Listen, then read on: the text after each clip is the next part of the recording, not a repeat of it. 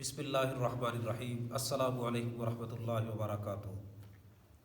میں ہوں آپ کا ہوسٹ حافظ محمد احمد نقشبندی۔ تمام ویورز کو یہ احکام کی بات میں خوش آمدید۔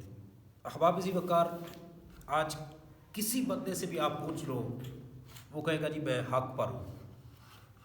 اس کے بارے بات کرتے ہیں، اور بہت سارے لوگ جو ہے وہ کسی کا تعلق کسی پارٹی کے ساتھ ہے، کسی کا تعلق کسی پارٹی کے ساتھ ہے، بغیر علم کے ایسے ہی بات کرتے رہنا فضول، اور یہاں تک کہ لڑائی جھگڑے تک نوبت پہنچ جاتی ہے۔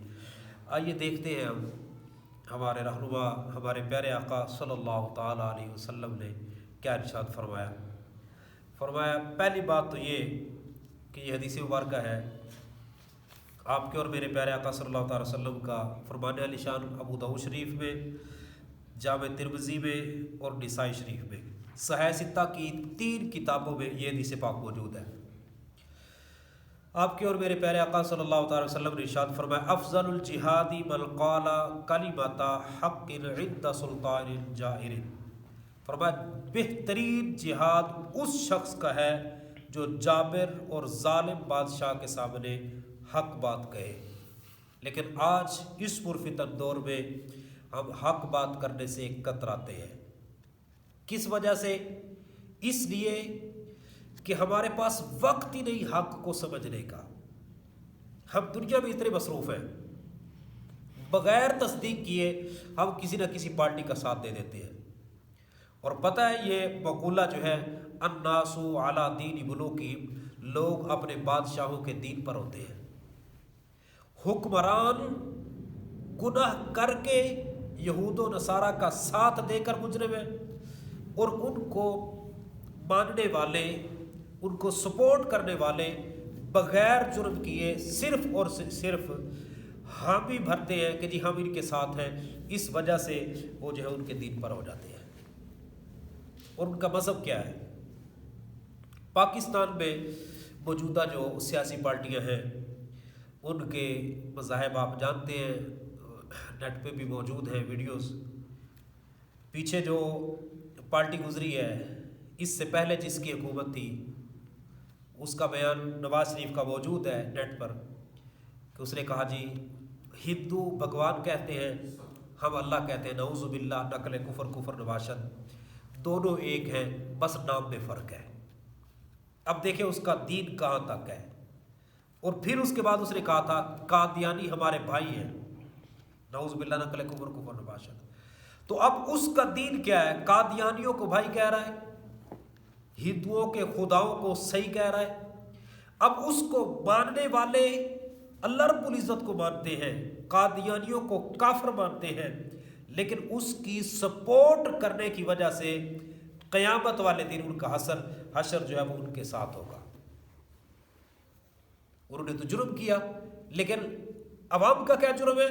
ان کا ساتھ دیا۔ اور ساتھ ہی چلتے ہیں پیپل پارٹی کی طرف۔ چند دن پہلے جو ہے بلاول نے ان کی مورتی پر دودھ چڑھایا۔ یہ کیا مذہب ہے ان کا؟ اور قوم سچی مسلمان ہے، لیکن صرف ان کا ساتھ دینے کی وجہ سے جو ہے وہ قیامت والے دن ان کا حشر ان کے ساتھ ہوگا۔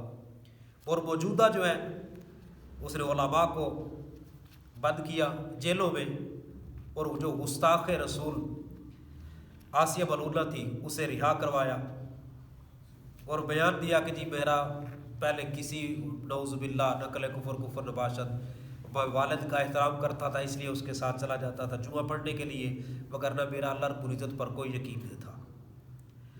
اب ان کا دین یہ ہے، اور ان کو ماننے والے جو ہیں وہ اگرچہ سچے مسلمان ہو، جو مرضی ہو، لیکن اس جرم کی وجہ سے کہ انہوں نے ساتھ دیا ہے، جابر ظالم حکمران کے سامنے حق بات نہیں کی،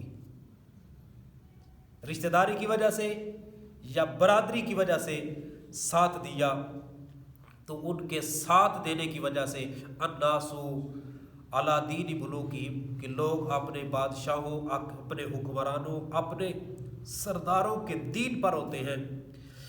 اور افضل جہاد سے بھی محروم رہے۔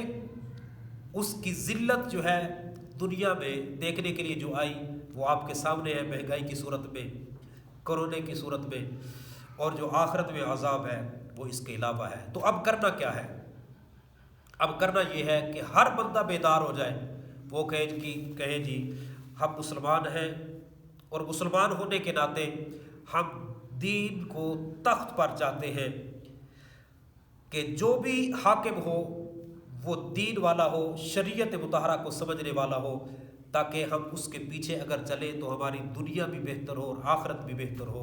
اللہ رب العزت ہم سب کا حامی و ناصر ہو۔ وآخر دعوانا ان الحمد للہ رب العالمین۔